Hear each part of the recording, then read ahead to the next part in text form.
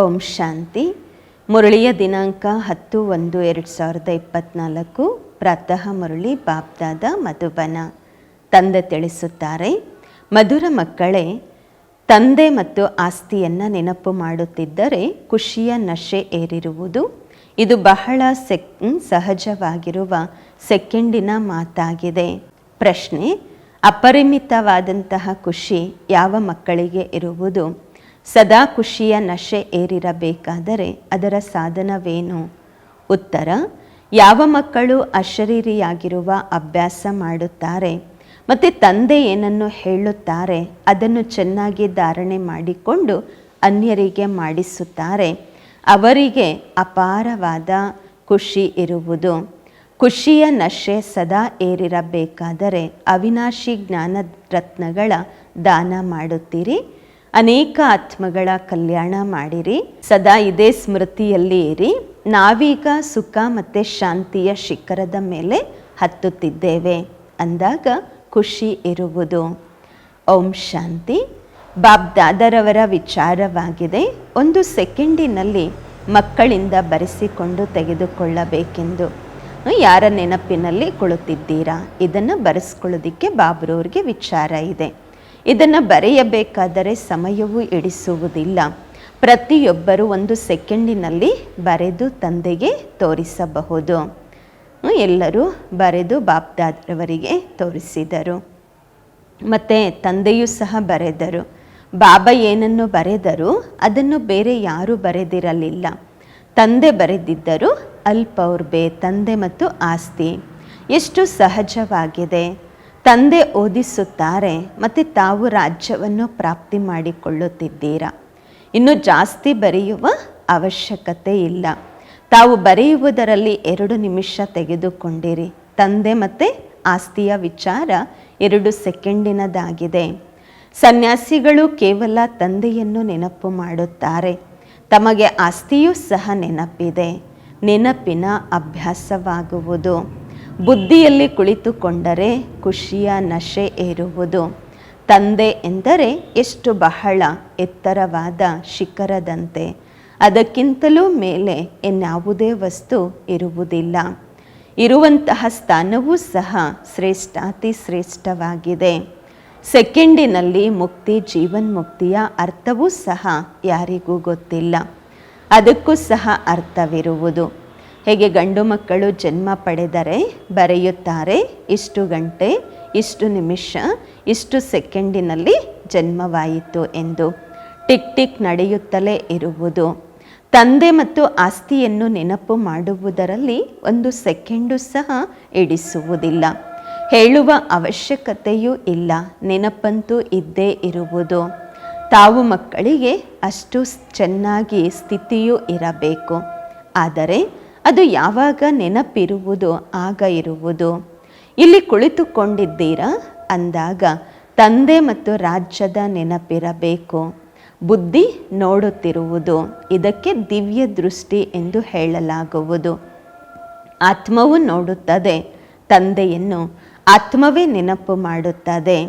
ತಾವು ಸಹ ತಂದೆಯನ್ನು ನೆನಪು ಮಾಡಿ, ಆಗ ರಾಜಧಾನಿಯೂ ಸಹ ಜೊತೆಯಲ್ಲಿ ನೆನಪಾಗುವುದು. ಇದಕ್ಕೆ ಎಷ್ಟು ಸಮಯ ಹಿಡಿಸುತ್ತದೆ? ಇಲ್ಲೂ ಸಹ ನೆನಪಿನಲ್ಲಿ ಕುಳಿತಾಗ ಗದ್ಗದಿತರಾಗುತ್ತೀರಾ. ತಂದೆಗೆ ಇಲ್ಲಿಯ ಯಾವ ಮಾತು ನೆನಪೇ ಇಲ್ಲ. ತಂದೆ ಅಲ್ಲಿನ ಮಾತುಗಳನ್ನೇ ನೆನಪು ಮಾಡುತ್ತಾರೆ. ತಂದೆ ಮತ್ತು ರಾಜ್ಯ ಬಾಗಿಲಲ್ಲಿ ನಿಂತಿರುವ ಹಾಗೆ ಅನಿಸುವುದು. ತಂದೆ ಹೇಳುತ್ತಾರೆ, ತಾವು ಮಕ್ಕಳಿಗೆ ರಾಜ್ಯವನ್ನು ತಂದಿದ್ದೇನೆ. ತಾವು ನೆನಪು ಮಾಡುವುದಿಲ್ಲ, ಆದ್ದರಿಂದ ಖುಷಿ ಸ್ಥಿರವಾಗಿ ಇರುವುದಿಲ್ಲ. ತಾವು ಕುಳಿತುಕೊಳ್ಳುತ್ತಾ ಎದ್ದೇಳುತ್ತಾ ತಮ್ಮನ್ನು ತಾವು ಆತ್ಮ ಎಂದು ತಿಳಿದುಕೊಳ್ಳಿ ಮತ್ತು ನಾನು ತಂದೆ ಮತ್ತು ಆಸ್ತಿಯನ್ನು ನೆನಪು ಮಾಡಿರಿ. ಎಷ್ಟು ಶ್ರೇಷ್ಠ ಸ್ಥಾನದಲ್ಲಿ ಇರುತ್ತೀರಾ. ಆದರೆ ಜಗತ್ತಿಗೆ ಇದು ತಿಳಿದಿದೆಯಾ? ತಿಳಿದಿಲ್ಲ, ಗೊತ್ತಿಲ್ಲ. ಮನುಷ್ಯರು ಮುಕ್ತಿಯಲ್ಲಿ ಹೋಗಲು ಎಷ್ಟು ಕಷ್ಟಪಡುತ್ತಾರೆ. ಈಗ ಮುಕ್ತಿಧಾಮ ಎಲ್ಲಿದೆ? ಆತ್ಮವಂತೂ ರಾಕೆಟ್ ಆಗಿದೆ. ಇದನ್ನು ಸಹ ತಾವು ತಿಳಿದುಕೊಂಡಿದ್ದೀರಾ. ಅವರು ಚಂದ್ರನ ತನಕ ಹೋಗುತ್ತಾರೆ. ನಂತರ ಆಕಾಶವಿದೆ. ತಾವು ಆಕಾಶಕ್ಕಿಂತಲೂ ಬಹಳ ಮೇಲೆ ಹೋಗುತ್ತೀರಾ. ಚಂದ್ರನೂ ಸಹ ಈ ಜಗತ್ತಿನಲ್ಲೇ ಇರುವುದು. ಸೂರ್ಯ, ಚಂದ್ರ, ನಕ್ಷತ್ರಗಳಿಗಿಂತಲೂ ಮೇಲೆ, ಶಬ್ದದಿಂದಲೂ ಭಿನ್ನ ಎಂದು ಹೇಳಲಾಗುವುದು. ಈ ಶರೀರವನ್ನು ಬಿಡಬೇಕು. ತಾವು ಮಧುರ ಶಾಂತಿಯ ಮನೆಯಿಂದ ಬರುತ್ತೀರಾ. ಬಂದು ಹೋಗುವುದರಲ್ಲಿ ಸಮಯ ಹಿಡಿಸುವುದಿಲ್ಲ. ತಮ್ಮ ಮನೆಯಾಗಿದೆ. ಇಲ್ಲಂತೂ ಎಲ್ಲಿಗೆ ಹೋದರೂ ಸಮಯ ಹಿಡಿಸುವುದು. ಆತ್ಮ ಶರೀರ ಬಿಟ್ಟಾಗ ಸೆಕೆಂಡಿನಲ್ಲಿ ಎಲ್ಲಿಂದ ಎಲ್ಲಿಗೆ ಹೊರಟು ಹೋಗುವುದು. ಒಂದು ದೇಹವನ್ನು ಬಿಟ್ಟು ಮತ್ತೊಂದು ದೇಹದಲ್ಲಿ ಪ್ರವೇಶ ಮಾಡುವುದು. ಅಂದಾಗ ತಮ್ಮನ್ನು ತಾವು ಆತ್ಮ ಎಂದು ತಿಳಿಯಬೇಕು. ತಾವು ಬಹಳ ಶ್ರೇಷ್ಠ ಶಿಖರಕ್ಕೆ ಹೋಗುತ್ತೀರಾ. ಮನುಷ್ಯರು ಶಾಂತಿಯನ್ನು ಬಯಸುತ್ತಾರೆ. ಶಾಂತಿಯದು ಬಹಳ ಎತ್ತರ ಶಿಖರವೆಂದರೆ ನಿರಾಕಾರ ಪ್ರಪಂಚ, ಮತ್ತು ಸುಖದ ಎತ್ತರವಾದ ಶಿಖರವೆಂದರೆ ಸುಖಧಾಮ, ಸತ್ಯಯುಗ. ತಮ್ಮ ಮನೆಯೂ ಸಹ ಎಷ್ಟು ಮೇಲೆ ಇದೆ, ಎತ್ತರದಲ್ಲಿದೆ. ಜಗತ್ತಿನವರು ಎಂದಿಗೂ ಸಹ ಈ ಮಾತುಗಳ ಬಗ್ಗೆ ವಿಚಾರ ಮಾಡುವುದಿಲ್ಲ. ಅವರಿಗೆ ಈ ಮಾತುಗಳನ್ನು ತಿಳಿಸುವವರು ಯಾರೂ ಇಲ್ಲ. ಮನುಷ್ಯರು ವಿಶ್ವದಲ್ಲಿ ಶಾಂತಿ ನೆಲೆಸಬೇಕು ಎಂದು ಹೇಳುತ್ತಿರುತ್ತಾರೆ. ಆದರೆ ಶಾಂತಿ ಎಲ್ಲಿದೆ, ಇದರ ಅರ್ಥವನ್ನಂತೂ ತಿಳಿದುಕೊಂಡಿಲ್ಲ. ಈ ಲಕ್ಷ್ಮೀನಾರಾಯಣರು ಸುಖದ ಸ್ತಂಭದಲ್ಲಿದ್ದರು. ಅಲ್ಲಿ ಯಾವುದೇ ಲೋಭ, ದುರಾಸೆ ಇರುವುದಿಲ್ಲ. ಸತ್ಯಯುಗದಲ್ಲಿ ಅಲ್ಲಿ ಭೋಜನ, ಊಟ, ತಿಂಡಿ, ಮಾತನಾಡುವುದು ಎಲ್ಲ ರಾಯಲ್ಲಾಗಿ ಇರುವುದು, ಬಹಳ ಘನತೆಯಿಂದ ಕೂಡಿರುವುದು. ಮತ್ತು ಸುಖವೂ ಸಹ ಶ್ರೇಷ್ಠವಾಗಿರುವುದು.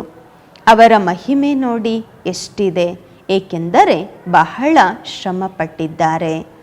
ಇವರು ಒಬ್ಬರಿಲ್ಲ, ಪೂರ್ಣ ಮಾಲೆಯೇ ಮಾಡಲ್ಪಟ್ಟಿದೆ. ಲಕ್ಷ್ಮೀನಾರಾಯಣ ಮಾತ್ರ ಅಲ್ಲ, ಪೂರ್ತಿ ಮಾಲೆ ತಯಾರಾಗಿದೆ.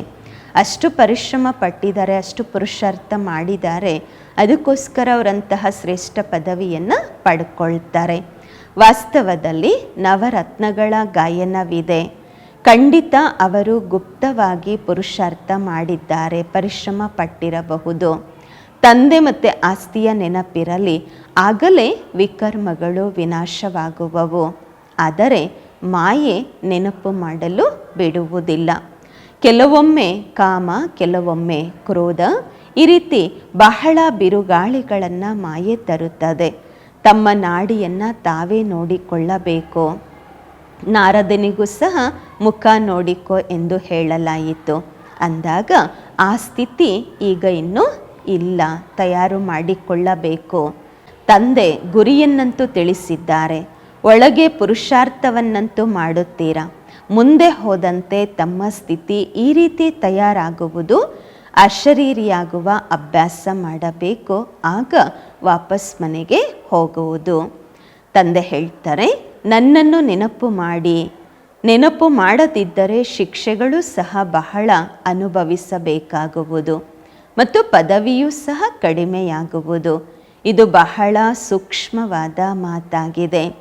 ಅವರು ವಿಜ್ಞಾನದಲ್ಲಿ ಎಷ್ಟು ಆಳವಾಗಿ ಹೋಗುತ್ತಾರೆ, ಏನೆಲ್ಲ ಮಾಡುತ್ತಿರುತ್ತಾರೆ. ಆ ಸಂಸ್ಕಾರವೂ ಸಹ ಬೇಕು ಅಲ್ವಾ. ಅವರು ಮತ್ತೆ ಅಲ್ಲಿಯೂ ಸಹ ಸತ್ಯಯುಗದಲ್ಲಿ ಹೋಗಿ ಈ ಎಲ್ಲ ವಸ್ತುಗಳನ್ನು ತಯಾರು ಮಾಡುತ್ತಾರೆ. ಕೇವಲ ಈ ಜಗತ್ತು ಪರಿವರ್ತನೆ ಆಗುವುದು. ಇಲ್ಲಿಯ ಸಂಸ್ಕಾರಕ್ಕೆ ಅನುಗುಣವಾಗಿ ಅಲ್ಲಿ ಹೋಗಿ ಜನ್ಮ ಪಡೆದುಕೊಳ್ಳುತ್ತಾರೆ. ಹೇಗೆ ಯುದ್ಧ ಮಾಡುವವರ ಬುದ್ಧಿಯಲ್ಲಿ ಯುದ್ಧದ ಸಂಸ್ಕಾರವಿರುವುದು. ಅಂದಾಗ ಆ ಸಂಸ್ಕಾರವನ್ನು ತೆಗೆದುಕೊಂಡು ಹೋಗುತ್ತಾರೆ. ಯುದ್ಧ ಮಾಡದೇ ಇರಲು ಸಾಧ್ಯವಿಲ್ಲ. ಅಧಿಕಾರಿಗಳ ಬಳಿ ಪ್ರವೇಶ ಮಾಡುವ ಸಮಯದಲ್ಲಿ ಯಾವುದೇ ಕಾಯಿಲೆ ಇಲ್ಲವೇ ಎಂದು ಪರೀಕ್ಷಿಸುತ್ತಾರೆ. ಕಣ್ಣು, ಕಿವಿ ಎಲ್ಲವೂ ಸರಿಯಾಗಿದೆಯೇ, ಯುದ್ಧದಲ್ಲಿ ಎಲ್ಲವೂ ಸಹ ಸರಿ ಇರಬೇಕು, ಎಲ್ಲವನ್ನ ಚೆಕ್ ಮಾಡ್ತಾರೆ. ಇಲ್ಲಿಯೂ ಸಹ ನೋಡಲಾಗುವುದು ಯಾರು ಯಾರು ವಿಜಯಮಾಲೆಯ ಮಣಿಗಳಾಗುತ್ತಾರೆ. ತಾವು ಪುರುಷಾರ್ಥ ಮಾಡಿ ಕರ್ಮಾತೀತ ಸ್ಥಿತಿಯನ್ನು ಹೊಂದಬೇಕು. ಆತ್ಮ ಅಶರೀರಿಯಾಗಿ ಬಂದಿದೆ, ಅಶರೀರಿಯಾಗಿ ಹೋಗಬೇಕು. ಅಲ್ಲಿ ಶರೀರದ ಜೊತೆ ಯಾವುದೇ ಸಂಬಂಧವಿರುವುದಿಲ್ಲ. ಆತ್ಮ ಅಲ್ಲಿಂದ ಬರುವುದು, ಬಂದು ಶರೀರದಲ್ಲಿ ಪ್ರವೇಶ ಮಾಡುವುದು. ಅನೇಕ ಆತ್ಮರು ಬರುತ್ತಿರುತ್ತಾರೆ. ಎಲ್ಲರಿಗೂ ತಮ್ಮ ತಮ್ಮ ಪಾತ್ರ ದೊರೆತಿದೆ. ಯಾರೆಲ್ಲ ಹೊಸ ಹೊಸ ಆತ್ಮರು ಬರುತ್ತಾರೆ ಅವರಿಗೆ ಮೊದಲು ಸುಖ ಸಿಗುವುದು, ಆದ್ದರಿಂದ ಅವರ ಮಹಿಮೆಯಾಗುವುದು. ದೊಡ್ಡ ವೃಕ್ಷ ಅಲ್ವಾ, ಎಷ್ಟು ಹೆಸರುವಾಸಿಯಾದ ದೊಡ್ಡ ದೊಡ್ಡ ವ್ಯಕ್ತಿಗಳಿದ್ದರೂ ತಮ್ಮ ತಮ್ಮ ಶಕ್ತಿಯ ಅನುಸಾರವಾಗಿ ಬಹಳ ಸುಖದಲ್ಲಿ ಇರುತ್ತಾರೆ. ಅಂದಾಗ ತಾವು ಮಕ್ಕಳು ಸಹ ಬಹಳ ಪರಿಶ್ರಮ ಪಡಬೇಕು. ಕರ್ಮಾತೀತ ಸ್ಥಿತಿಯಲ್ಲಿ ಪವಿತ್ರರಾಗಿ ಹೋಗಬೇಕು. ಯಾರಿಗೂ ದುಃಖ ಕೊಡುವುದಿಲ್ಲವೇ? ತಮ್ಮ ನಡತೆಯನ್ನು ತಾವೇ ನೋಡಿಕೊಳ್ಳಬೇಕು. ತಂದೆ ಎಷ್ಟು ಮಧುರವಾಗಿದ್ದಾರೆ, ಅತೀ ಪ್ರಿಯರಾಗಿದ್ದಾರೆ ಅಂದಾಗ ಮಕ್ಕಳು ಸಹ ಅದೇ ರೀತಿ ಆಗಬೇಕು. ಇದಂತೂ ತಾವು ಮಕ್ಕಳಿಗೆ ಗೊತ್ತಿದೆ. ತಂದೆ ಇಲ್ಲಿಯೇ ಇದ್ದಾರೆ, ತಂದೆ ಇಲ್ಲಿ ಸ್ಥಾಪನೆ ಮಾಡುತ್ತಿದ್ದಾರೆ ಎಂಬುದು ಮನುಷ್ಯರಿಗೆ ಗೊತ್ತಿದೆಯೇ? ಗೊತ್ತಿಲ್ಲ. ಆದರೂ ಸಹ ಜನ್ಮ ಜನ್ಮಾಂತರ ಅವರು ನೆನಪು ಮಾಡುತ್ತಲೇ ಇರುತ್ತಾರೆ. ಶಿವನ ಮಂದಿರಕ್ಕೆ ಹೋಗಿ ಎಷ್ಟು ಪೂಜೆ ಮಾಡುತ್ತಾರೆ. ಎಷ್ಟು ಎತ್ತರವಾದ ಸ್ಥಾನದಲ್ಲಿ ಬದರಿನಾಥ ಮುಂತಾದ ಮಂದಿರಗಳಿವೆ, ಅಲ್ಲಿ ಹೋಗುತ್ತಾರೆ. ಎಷ್ಟೊಂದು ಜಾತ್ರೆಗಳಾಗುತ್ತವೆ. ಏಕೆಂದರೆ ಬಹಳ ಮಧುರರಾಗಿದ್ದಾರೆ ಶಿವ ತಂದೆ. ಸರ್ವಶ್ರೇಷ್ಠ ಭಗವಂತ ಎಂಬ ಗಾಯನ ಮಾಡುತ್ತಾರೆ. ಬುದ್ಧಿಯಲ್ಲಿ ನಿರಾಕಾರ ತಂದೆಯೇ ನೆನಪಿಗೆ ಬರುತ್ತಾರೆ. ನಿರಾಕಾರ ಅಂತೂ ಹೌದು. ನಂತರ ಬ್ರಹ್ಮ ವಿಷ್ಣು ಶಂಕರ ಅವರನ್ನು ಭಗವಂತ ಎಂದು ಕರೆಯುವುದಿಲ್ಲ. ನಾವು ಸತೋಪ್ರಧಾನ ದೇವತೆಗಳಾಗಿದ್ದೆವು. ಯಾವಾಗ ನಾವು ವಿಶ್ವಕ್ಕೆ ಮಾಲೀಕರಾಗಿದ್ದೆವು ಆಗ ಇಷ್ಟೊಂದು ಜನ ಮನುಷ್ಯರಿರಲಿಲ್ಲ ಎಂಬುದು ತಾವು ಮಕ್ಕಳಿಗೆ ತಿಳಿದಿದೆ. ಕೇವಲ ಭಾರತದಲ್ಲಿಯೇ ಇವರ ರಾಜ್ಯವಿರುವುದು. ಉಳಿದವರೆಲ್ಲರೂ ಶಾಂತಿಧಾಮಕ್ಕೆ ಹೋಗುತ್ತಾರೆ. ಲಕ್ಷ್ಮೀನಾರಾಯಣ ಮತ್ತು ಅವರ ಜೊತೆಯಲ್ಲಿ ಸೂರ್ಯವಂಶದವರಷ್ಟೇ ಬರ್ತಾರೆ ಸತ್ಯಯುಗದಲ್ಲಿ. ಬಾಕಿ ಎಲ್ಲರೂ ಪರಮಧಾಮದಲ್ಲಿ ಇರುತ್ತಾರೆ. ತಾವು ಇದನ್ನು ನೋಡುತ್ತಿರುತ್ತೀರಾ? ಇದರಲ್ಲಿ ಬಹಳ ವಿಶಾಲ ಬುದ್ಧಿ ಬೇಕು. ಅಲ್ಲಿ ಬೆಟ್ಟ ಇತ್ಯಾದಿಗಳ ಮೇಲೆ ಹೋಗುವ ಅವಶ್ಯಕತೆ ಇರುವುದಿಲ್ಲ. ಅಲ್ಲಿ ಯಾವುದೇ ಅಪಘಾತಗಳು ಕೂಡ ಆಗುವುದಿಲ್ಲ. ಅದ್ಭುತವಾದ ಸ್ವರ್ಗ ಅದಾಗಿದೆ. ಯಾವಾಗ ಆ ಅದ್ಭುತವಾದ ಸ್ವರ್ಗ ಇರುವುದಿಲ್ಲ ಆಗ ಮಾಯೆಯ ಅದ್ಭುತಗಳು ಆಗುತ್ತವೆ. ಈ ಮಾತುಗಳು ಜಗತ್ತಿನವರು ಅರ್ಥ ಮಾಡಿಕೊಳ್ಳಲು ಸಾಧ್ಯವಿಲ್ಲ. ಈಗ ತಾವು ಸ್ವರ್ಗದಲ್ಲಿ ಹೋಗಲು ಪುರುಷಾರ್ಥ ಮಾಡುತ್ತಿದ್ದೀರಾ.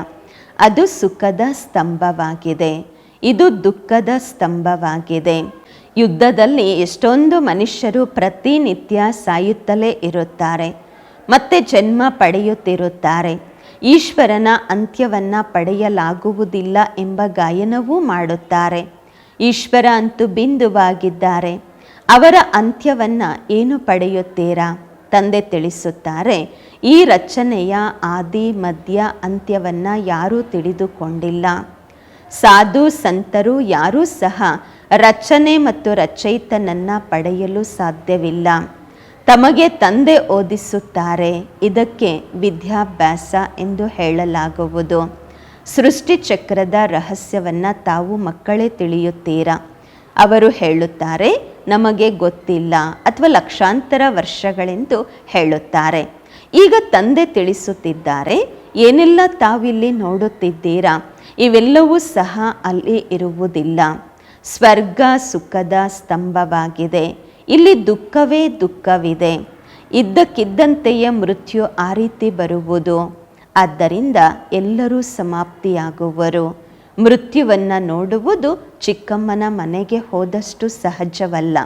ಇದಕ್ಕೆ ದುಃಖದ ಶಿಖರ ಎಂದು ಹೇಳಲಾಗುವುದು.